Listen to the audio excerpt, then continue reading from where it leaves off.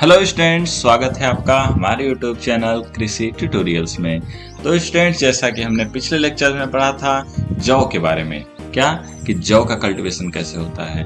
BSc एजी fourth semester का crop production technology का ये हम लोग क्रॉप कल्टीवेशन ऑफ क्रॉप के बारे में पढ़ रहे हैं। तो आज हम लोग के लेक्चर में क्या है कि जौ के बारे में क्या चना के बारे में हम पढ़ने जा रहे हैं, क्या चिकपी या फिर जिसे बंगाल ग्राम भी कहते हैं, क्या बंगाली चना।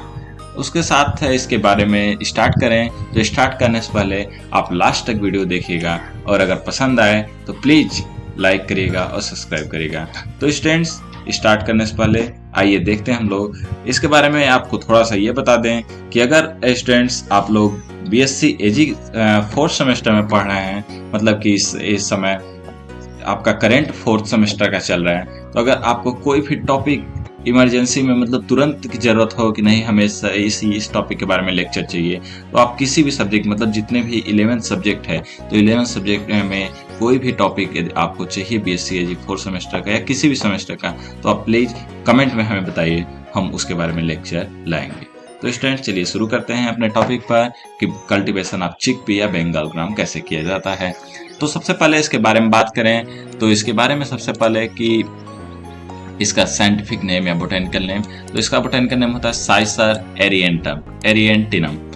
साथ में इसकी फैमिली की बात करें तो लेग्यूमिनेसी फैमिली है, और ओरिजिन की बात करें तो वेस्टर्न एशिया या तुर्की इसका ओरिजिन माना जाता है। तो तीन चीज हमने सबसे पहले पढ़ा कि botanical name Cicer arietinum, family Leguminosae, origin western Asia या तुर्की।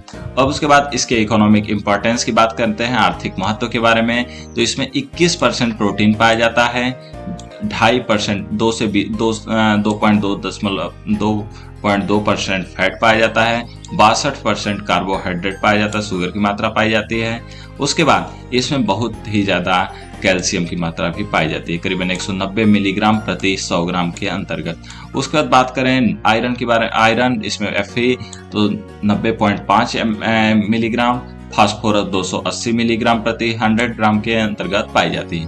उसके बाद बात करें दाल में तो चिकपी मतलब जो चना है ये बहुत ही ज्यादा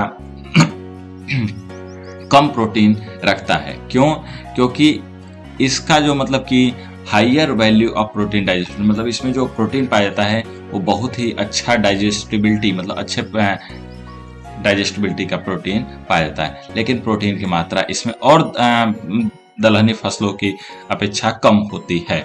इसका जर्मिनेटेड सीड जो होते हैं या स्कर्वी रोग को भी ठीक कर सकते हैं, मतलब विटामिन सी की कमी से जो एक रोग होता है स्कर्वी, उस रोग को ठीक कर सकता है इसके जो मतलब कि अंकुरित बीज होते हैं। इसीलिए लोग कहते हैं कि चने को अंकुरित करके खाना चाहिए, जिससे कि शरीर के मतलब जो स्किन डिजीज होते हैं साथ में स्कर्वी भी सही की जा सकती है।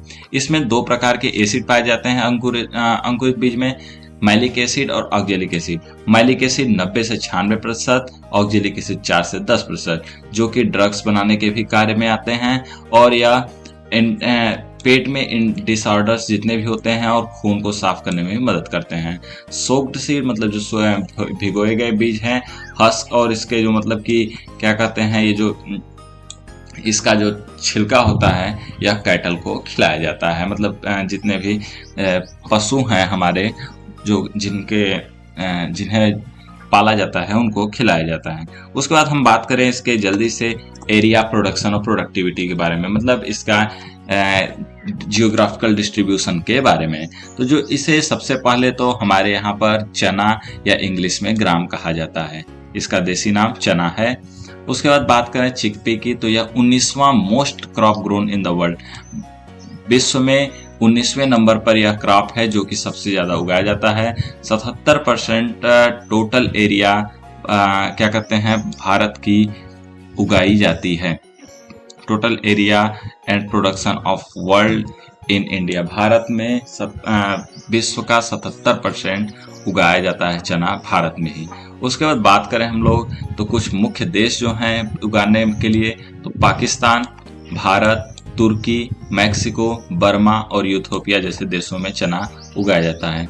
और भारत में बात करें हम लोग तो मध्य प्रदेश जो है फर्स्ट रैंक पर है, जहां पर एरिया 2.6 मिलियन हेक्टेयर उगाया जाता है। प्रोडक्शन 2.4 मीट्रिक टन यहां पर होता है। इसकी प्रोडक्टिविटी 930 किलो प्रति हेक्टेयर के हिसाब से राजस्थान में देखी गई है। उसके बाद बात करें कुछ मुख्य राज्य तो मध्य प्रदेश, राजस्थान और उत्तर प्रदेश में ही कुल मिलाकर के 84% एरिया और 86% प्रोडक्शन देश की चना के मामले में उगाई जाती है। तो ये हमारा जियोग्राफिकल डिस्ट्रीब्यूशन के बारे में बात हुई। अब हम इसके बारे में देखते हैं क्लाइमेटिक कंडीशन, क्या कि इसे कैसे क्लाइमेट की आवश्यकता होती है। तो चलिए क्लाइमेटिक कंडीशन के बारे में देखते हैं हम लोग। तो क्लाइमेटिक कंडीशन में सबसे पहले यह रबी क्रॉप है, क्या रबी के मौसम में उगाई जाती है। इसे ठंडा मौसम चाहिए होता है, ह्यूमिड मौसम चाहिए होता है। यहाँ पर मॉडरेट 4 से 700 मिलीमीटर पानी सालिना की आवश्यकता होती है। अगर वाटर लॉगिंग मतलब पानी लग जाएगा, ज्यादा पानी की निकास की सुविधा नहीं रहेगी तो विल्ट डिजीज लगने का कारण होता है। क्या उसके साथ बात करें टेम्परेचर की, ऑप्टिमम टेम्परेचर 24 से 30 डिग्री सेल्सियस होनी चाहिए। चिकपी जो है मतलब जो चना है यह लॉन्ग डे प्लांट है, मतलब दिन जिस समय बड़ा होता है उस समय यह इसे बहुत ज़्यादा लंबे दिन की आवश्यकता होती है। ब्राइट सनशाइन की जरूरत होती है। कूल टेम्परेचर में यह अच्छा होता है।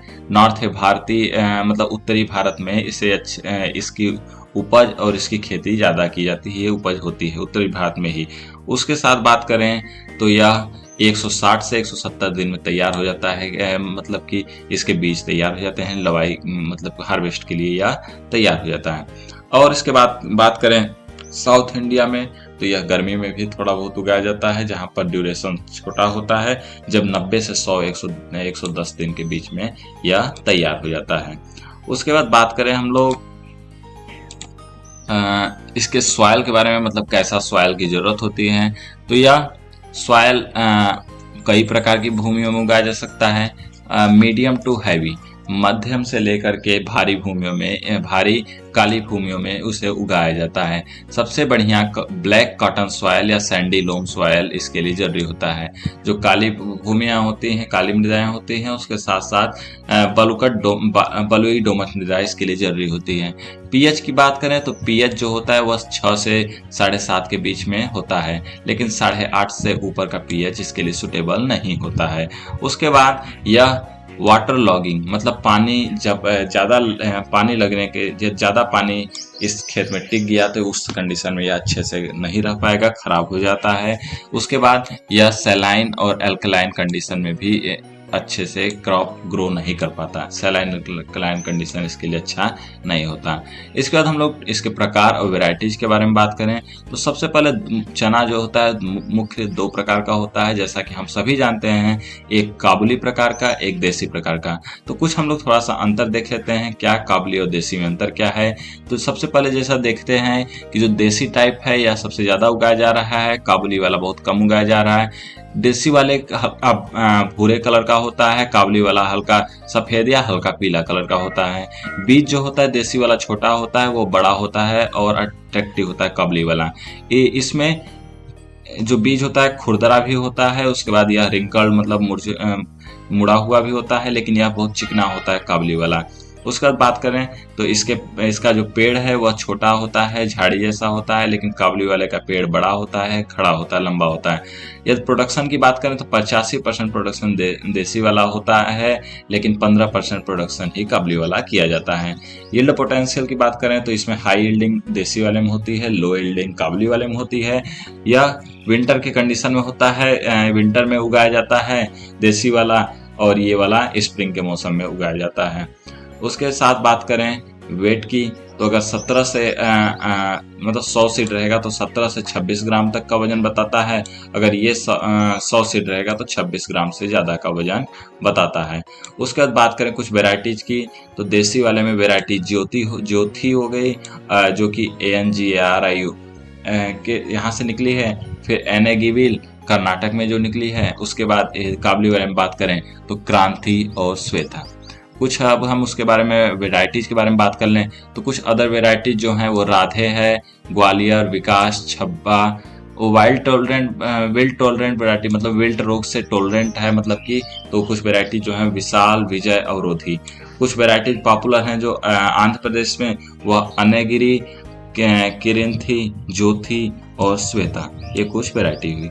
अगर देसी टाइप की वैरायटीज की बात करें हम लोग तो अवरोधी, पंत जी 186, गौरव, उदय, राधे, पूसा 256, पूसा 362, हरियाणा चना 1, गोरा हियासी, ये देसी वैरायटीज थी। काबली वैरायटी की बात करें तो सी 104, यल 550, यल 144, पूसा 1003 और सदाबहार। उसके साथ हम लोग फील्ड प्रिपरेशन की बात करें तो बहुत अच्छा फील्ड की जरूरत नहीं होती, यहाँ रफ सीड बेल्ट ही मतलब खुरदरा जमीन ही की जरूरत होती है बुआई के लिए। अगर चिकपे को खरीफ के बाद बोया जा रहा है तो नॉर्मली इसे गहरी जुताई की आवश्यकता होती है। उसके साथ बात करें हम लोग सीड सोविंग की, मतलब बीज और बीज बुआई की, तो जो सीड रेट होता है देसी के लिए 65 से 70 केजी प्रति हेक्टेयर, और काबुली वाला जो है वह 80 से 90 केजी प्रति हेक्टेयर। उसके बाद हम लोग बात करें तो चिकपी के लिए अर्ली सोविंग कर रहे हैं तो इसमें ज़्यादा वेजिटेटिव ग्रोथ होगा और जो पॉड जो उसके फलियां हैं वो कम लगेंगी यदि ज़्यादा पहले हम लोग बुआई कर देंगे तो। अर्ली क्रॉप में विल्ट लगने की संभावना होती है, विल्ट रोग। उसके बाद अगर हम लोग थियराम या कार्बेंडाजिन से करें तो ट्रीट करें तो कुछ प्रकार के रोगों से हम लोग बचा जा सकता है, फंगल इन्फेक्शन से। उसके बाद हम लोग देखें स्पेसिंग मतलब दूरी, तो देसी वाले में 30 से 10 सेंटीमीटर और काबली वाले में 45 × 10 सेंटीमीटर होता है। अब बुआई के बारे में बात करें तो मिडल अक्टूबर, मध्य अक्टूबर से स्टार्टिंग नवंबर तक इसकी बुआई की जाती है। अगर गहराई की बात करें तो 6 से 8 सेंटीमीटर की गहराई पर इसे बोना चाहिए। उसके बाद कुछ और बात करें हम लोग इसके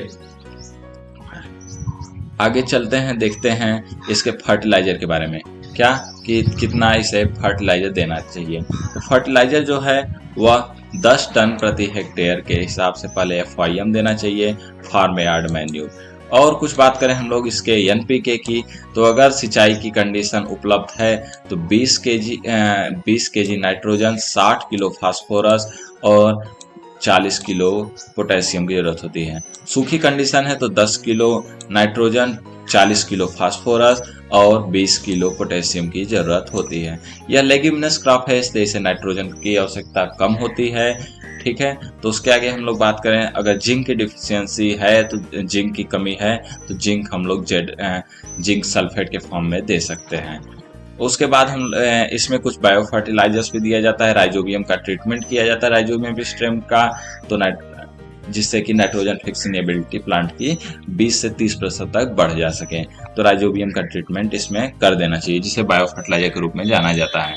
उसके बाद बात करें हम लोग इसके इरिगेशन की, क्या सिंचाई, तो 75% जो हम लोग के भारत में मतलब कि जो खेती की जाती है चना की, वह सूखे कंडीशन की जाती है, मतलब जब कोई भी पानी की व्यवस्था नहीं होती तभी के लिए। जब सूखा कंडीशन हो तो क्रॉप को 2 सिंचाई जरूरत होती है। कब कब? एक ब्रांचिंग के समय जब डालियां सभी निकल रहे 45 दिन बुआई के बाद, और दूसरा फलियां लेते समय मतलब 75 दिन बुआई के बाद। इसमें कुछ इरिगेशन महत्वपूर्ण होते हैं 4, जैसे कि सोविंग के समय, बुआई के समय, ब्रांचिंग के समय, फ्लावरिंग के समय मतलब फूल निकलते समय, और पॉड भरते समय। ये 4 मुख्य समय है जब हम लोग को सिंचाई करनी चाहिए।